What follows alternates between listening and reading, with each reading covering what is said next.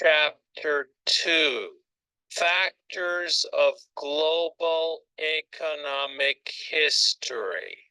Global economic history encompasses the following factors.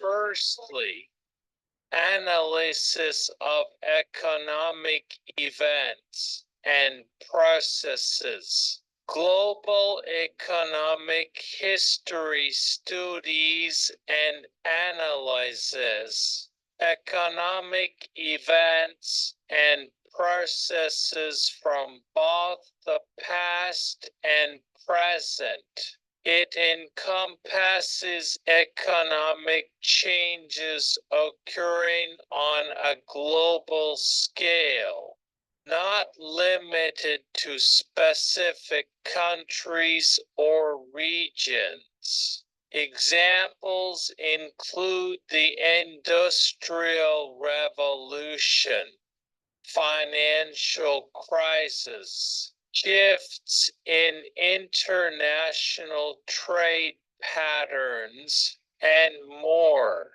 This field examines how these events have shaped economies worldwide, influenced global economic systems, and affected socioeconomic development over time.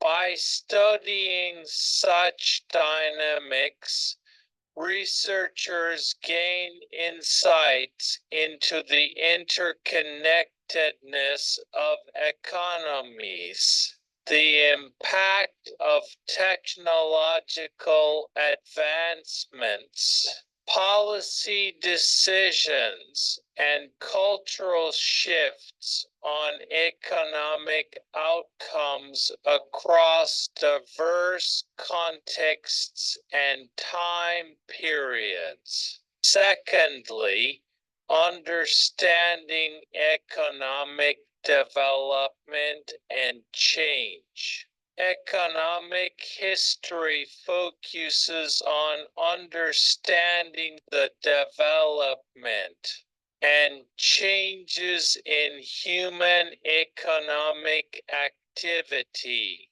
This encompasses transitions from agrarian societies to industrialization, the evolution of financial systems, and shifts in economic inequality.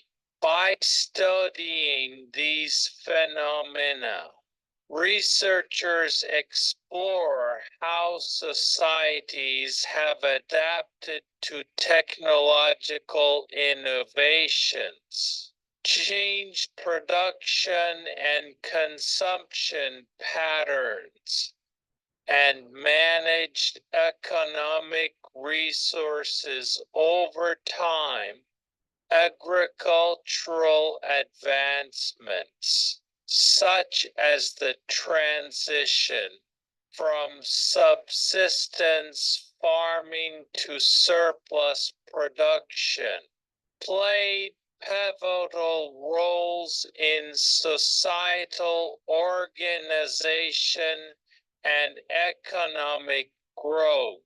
Similarly, industrialization spurred urbanization, transformed labor markets, and reshaped global trade networks. The development of financial systems, including banking, credit, and stock markets, facilitated capital accumulation and investment, influencing economic expansion and wealth distribution.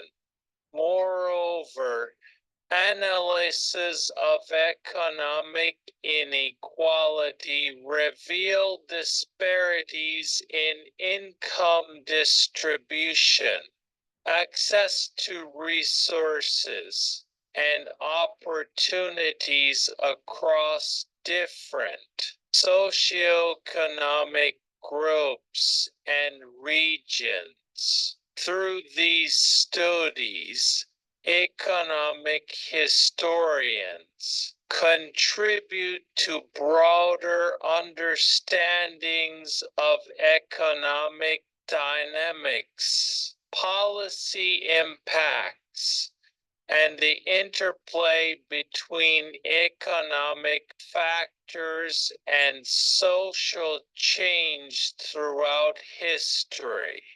Thirdly, various academic approaches. Economic history analyzes economic phenomena not only through economic theories and models, but also through various interdisciplinary approaches such as history, sociology, and cultural studies. By integrating these perspectives, scholars seek to understand the influences of political, social, and cultural factors on economic dynamics. Historical analysis provides insights into how past events and decisions shape economic structures and institutions over time. Sociological approaches examine how societal norms, institutions, and power relations influence economic behavior, market outcomes, and inequality. Cultural studies explore how beliefs, values, and practices impact economic activities, consumption patterns, and economic development. This interdisciplinary approach enables a comprehensive examination of economic systems within broader social contexts, revealing the complex interactions between economic processes and societal forces. By considering political contexts, policy decisions, and cultural dynamics, economic historians elucidate the multifaceted nature of economic change, resilience, and adaptation across different historical periods and geographic regions. Through these diverse academic approaches, researchers aim to provide nuanced interpretations of economic history, offering insights into both the continuity and evolution of economic systems amidst shifting social and cultural landscapes. Fourthly, international perspective. Global economic history emphasizes the study of economic interactions between nations and the international economic system. This includes examining international trade, financial markets, and the roles of international economic organizations. Researchers in this field explore how nations have engaged in trade relationships, negotiated economic agreements, and navigated global economic shifts over time. The study of international trade involves analyzing patterns of exchange, the impact of tariffs and trade policies, and the evolution of trade routes and networks. Financial markets play a crucial role in facilitating global capital flows, investments, and currency exchange rates, influencing economic stability and development worldwide. Additionally, international economic organizations such as the World Trade Organization, WTO, International Monetary Fund, IMF, and World Bank shape global economic policies, provide financial assistance, and promote economic cooperation among nations. By examining these dynamics, economic historians contribute to understanding how nations collaborate, compete, and negotiate within the international economic arena, revealing patterns of economic integration, dependency, and resilience across different regions and historical periods.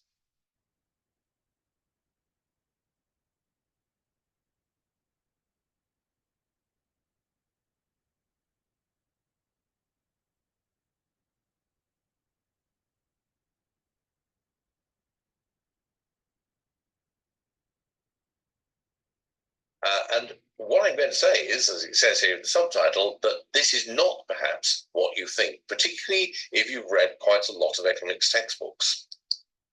So, the origins of money. The first thing to realize is that money has not always existed. The earlier civilizations, Old Kingdom Egypt, for example, did not have money. And there have been many cultures and civilizations, including some quite advanced ones, that have managed without money. The Inca Empire, for example, which is a very advanced civilization in some ways, did not have money. Now, you might think this is rather difficult to imagine, but it has happened. So money is not essential, but it is very, very useful. And so therefore, most civilizations could manage without money, but sooner or later, they typically produce it. Now, economists are obviously interested in this, and economists have a just so story about how money came into existence. This was first put forward by the Austrian economist in the late 19th century, Carl Menger. And the story that Menger came up with is the one that you will read in most economics textbooks. There's just one problem. It's wrong. Now, here is the story that Menger came up with, and which the economists will still tell you in most introductory economics courses. Money was invented because of what is called the problem of unsynchronized wants. The idea is that before you have money, you have a barter economy in which people exchange goods for each other. So suppose I have shoes and you have wheat. I need wheat to plant in my fields. You need shoes to keep your feet dry. There's a straightforward barter exchange. I give you some shoes and you give me some grain. But the problem arises when, as we see in this rather funny cartoon here, there's a mismatched want. The bartender in this case, you can assume, has no interest in a cow, much less a cat. And so therefore the problem is, how can there be an exchange? One person has what the other wants, the bartender has what the chap with the cow wants, but the fellow with the cow doesn't have anything that the bartender wants or that the bartender can take. It might be take a bit of the cow, but not the whole cow. And so the idea is that money is developed as a way of getting round this problem, the problem of resolving non-aligned wants in the state of barter. The problem is quite simple. There's no historical evidence that this is true, and quite a lot of historical evidence that this, in fact, is not true. Barter often exists alongside money, and in fact, the evidence suggests that complex barter systems happen after money has been invented, and they're typically a response to a shortage of money. So it's not that barter exists and then money is created, it's rather that money already exists in some shape, and barter is invented when money stops working for some reason. Now, what we have here is a picture that shows how the historians and the anthropologists generally think money got started. What you can see here is something called a tally stick. A tally stick is a way of keeping a record of debts or obligations. So what you have there is a stick, which is originally in one piece. And what has happened is that whenever a transaction has been done between two people, a notch or cut has been made in the stick. And the notch or cut indicates that something is owed and the nature and content or size of what is owed. Now, at a certain point, the stick has been split, as you'll see, into two parts. The creditor, the one to whom something is owed, keeps one half, the debtor takes away the other half. And at some point, what will happen is this. The creditor, the one who has the half of the stick that says something's owed to them, can use it to pay for something. Suppose the holder of the credit stick wants to acquire something, he can hand over the tally stick as payment. The person will take the tally stick as payment because they know that at some point in the future they can trot along with their stick to the person who holds the other end of it. They'll see that the two match up, and the debtor will then have to pay them. And this is actually the origin of money. Money, in other words, arises out of circulating debt. Tally sticks are one of the very, very common forms that circulating debt takes, but there are others. So as it says here, money actually arises as circulating debt or obligations. It's debt that is the thing that comes first. Money is something that comes out of debt and comes afterwards. Actual physical currency, coins, as opposed to things like tally sticks, recording of debt, appears much later, and it's often invented by rulers. Not always, though. Some kinds of coins and money are created and invented by private actors. So, for example, in the 18th and 19th century, a lot of the circulating coinage in the British Isles was made up of trade tokens issued by local businesses. This was because the government, the Royal Mint, was not producing enough small circulating currency for what people needed. Now, what this means is that there's always been a connection between money and debt or credit. The two things are inseparable in a way. They're intimately related. It's not the case that you have money first and then debt as a later invention. Now, economists, of course, again, this is something that you will be taught in your very first class in economics, have always thought that money has a number of functions, and I'll explain why functions in this headline is put in quotes. These are the four functions: to serve as a unit of account, the unit of measurement for the rate at which goods exchange for each other. Secondly, as a medium of exchange, to serve as a single commodity that everyone will accept because it can be universally exchanged for any other commodity, so making the exchange of goods much more easy and removing friction in exchange. Thirdly, to act as a store of value, to act as a medium by which you can actually store up foregone consumption and then at a later stage convert it into goods. And finally, to act as a promise of future payment, which is what those tally sticks were doing. Now, those are thought of as the functions of money, but there's something problematic with that way of thinking about it. It's a very useful analytical model, and it makes a lot of sense if you want to actually understand what kind of uses money has.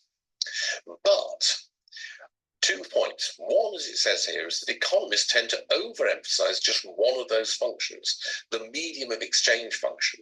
They tend to spend too much time talking about that and not enough time talking about the other functions. And also, and this is the big problem, that way of thinking implies that there is a single thing called money that does four things. Now, sometimes that is true. But actually, it's not always true. And in fact, for most of human history, in most places, and for most people who use money, there are actually different kinds of money for the different functions. And there are good reasons for this, because the functions are not necessarily compatible. They can be in tension with each other. And in particular, there's a tension between medium of exchange money and store of value money, because it doesn't really matter if you have inflation at a low level or stable level in medium of exchange money, because you're going to get rid of it very, very quickly. So the rate at which it exchanges for goods declines, which is what inflation is, then you're not going to actually be that much worse off. But on the other hand, you really don't want that to happen with store of value money. So if you have the one kind of money doing both, there's difficulty. So here is a case of a pure medium of exchange money. This is a Chinese coin, or as it was known, cash. Cash is actually a Chinese word used to describe these kind of round copper coins with a square hole in the middle. Under the old Chinese Empire, the Chinese state would mint several billion of these coins every year for hundreds of years at a time. So we're talking about something produced in very large quantities, also produced, though, by private mints, but mainly by the state. And this is a pure medium of exchange money. However, it's also adapted to serve as a unit of account. This is what is known as a string of cash. A string of cash is 1,000 of those little copper coins all looped together on a string threaded through the square hole in the middle. And prices in China are calculated in decimal fractions of strings of cash. So that you also get a unit of account. But even when you don't pay for it in actual cash, you still price things in strings of cash. And so that is what the unit of account is.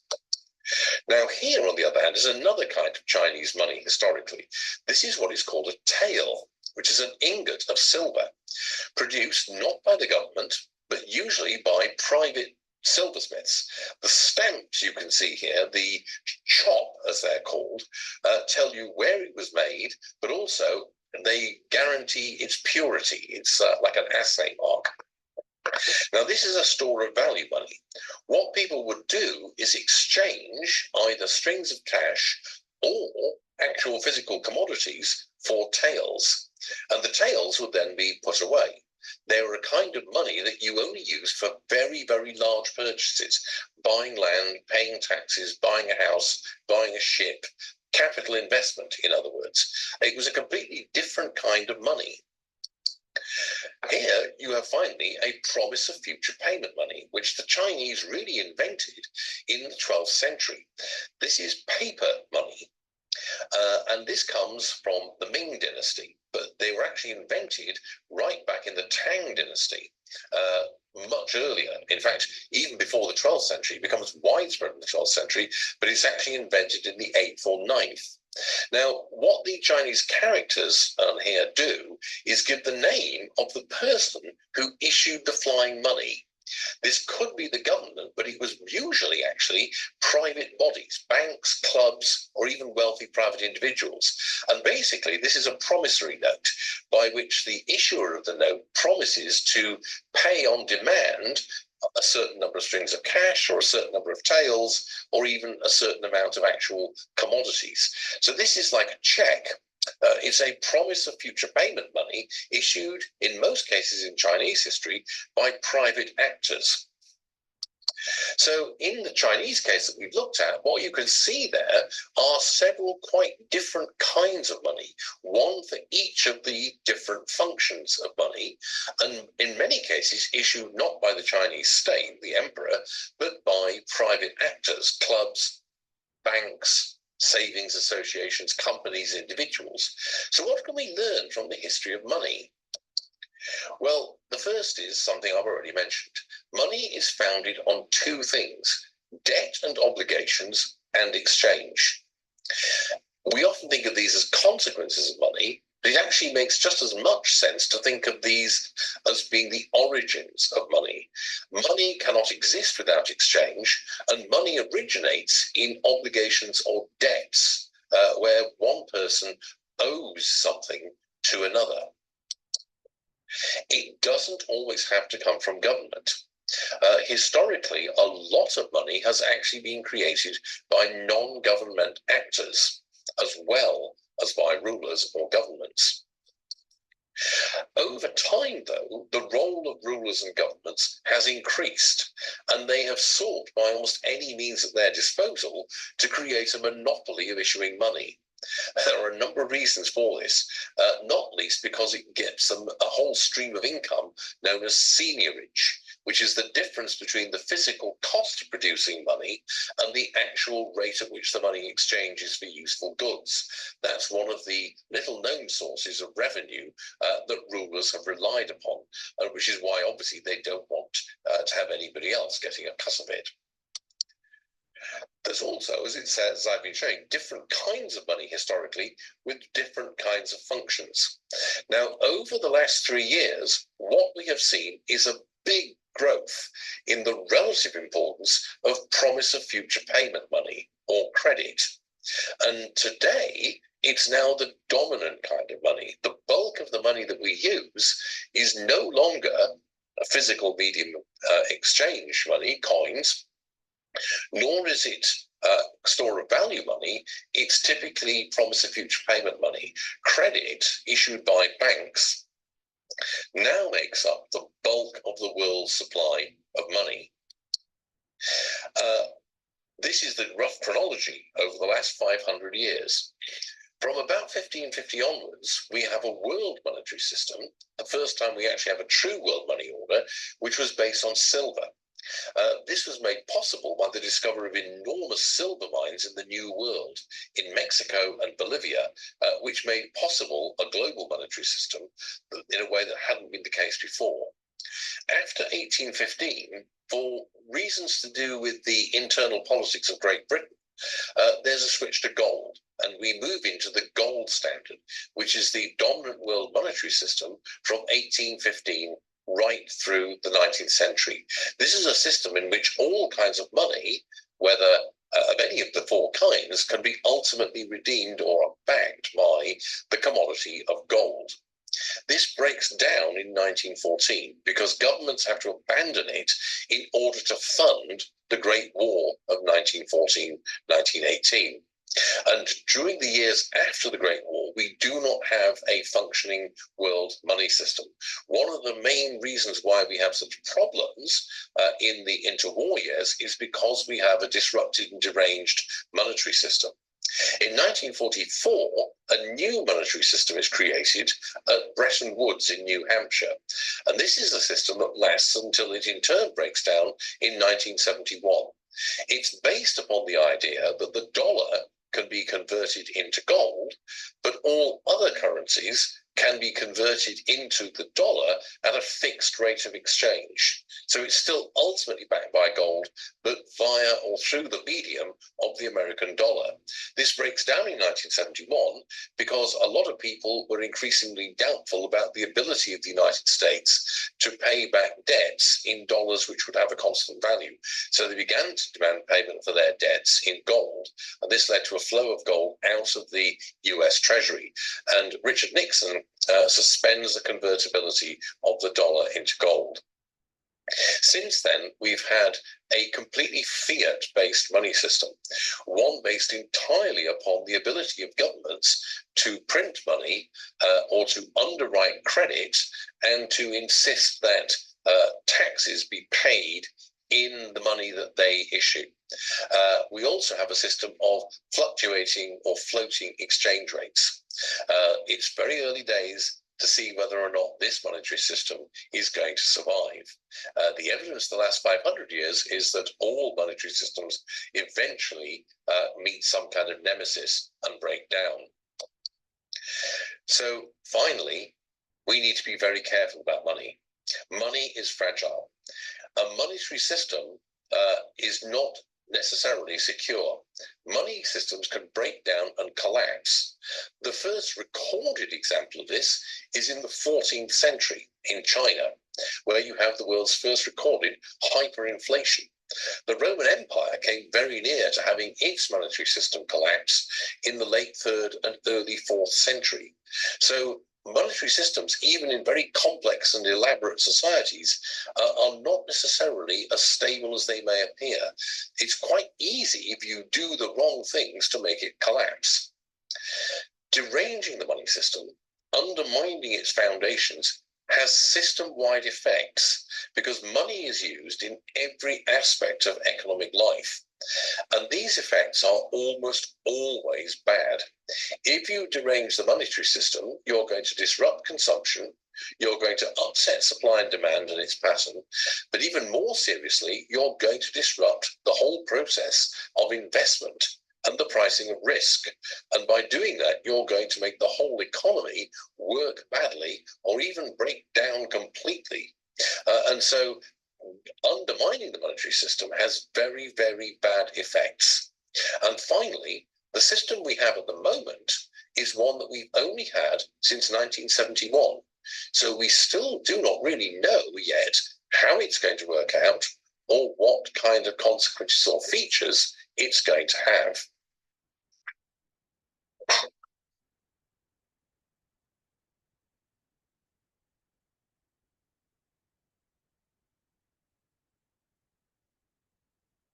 The economy of Nazi Germany.